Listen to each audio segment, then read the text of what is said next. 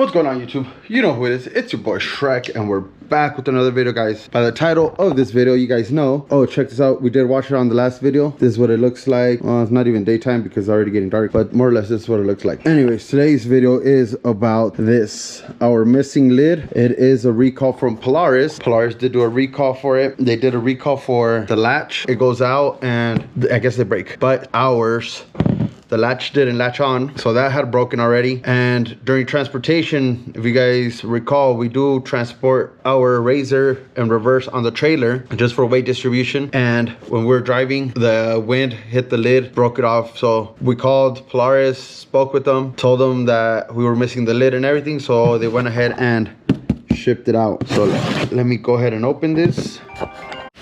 All right, so as I was saying, let's go ahead and open up the box. It says included mods.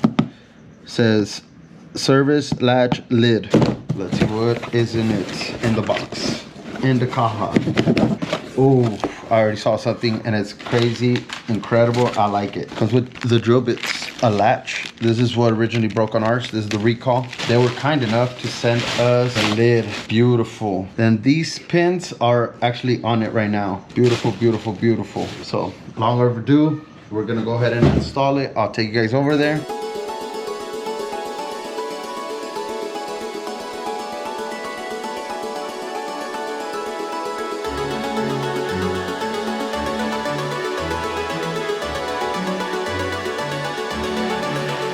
All right, so as you guys saw, we did go ahead and take off that dash cover. It does come with new clips as well, actually. So now what we have to take off are these pins. They're like little push style pins, and then you remove two hinges, the broken ones, and then you replace it with the new ones. So I'm going to go ahead and start taking them off. They're a little interesting. You push it down, slide it through, but it gets stuck. So I have to figure it out right now. Oh, this one's basically out. The other one didn't want to. The other one kept getting stuck like this as well. So this one is off. Okay. And just pass it through and it comes out. This one isn't cooperating. So I'll go ahead and start taking this one off. All right, so that was easy. Took no more than an extra 2 seconds to take it off. Here's how the new one goes in. You press it in through there, and then you push those clips, those pins through there. Let me see if I can stand you guys up. And we're also going to do a little upgrade on the stereo that I had told you guys about. So let's push it over a little bit more. And there it is. And there it is. There it is. Easy peasy. There it goes. We'll install the latch on it right now. Over here we still have our box that has the sub underneath. You guys remember the little upgrade I want to do, or little change I want to do to it, is on the cables. You guys remember, comes with some long cables, the RCA cables. We just get little adapters for them. These are the adapters, just to clean up the wiring a bit. Thinking I'm gonna do that right now, just because there's a lot of wires right there and I don't like it. This is what we removed. This harness, both of those RCA harnesses, and we replaced them just with these little things, just to splice these four. I'll wrap them over with tape just to make sure they don't come loose. But yeah, that's technically what I wanted to do with this wiring harness, or what I spoke about on the stereo install video. So you guys can tell it's dusty, but whatever, we are where we're at. Back to finishing that up so we could go ahead and put the dash panel back on and show you guys the finished product for this recall for Polaris. Fun stuff.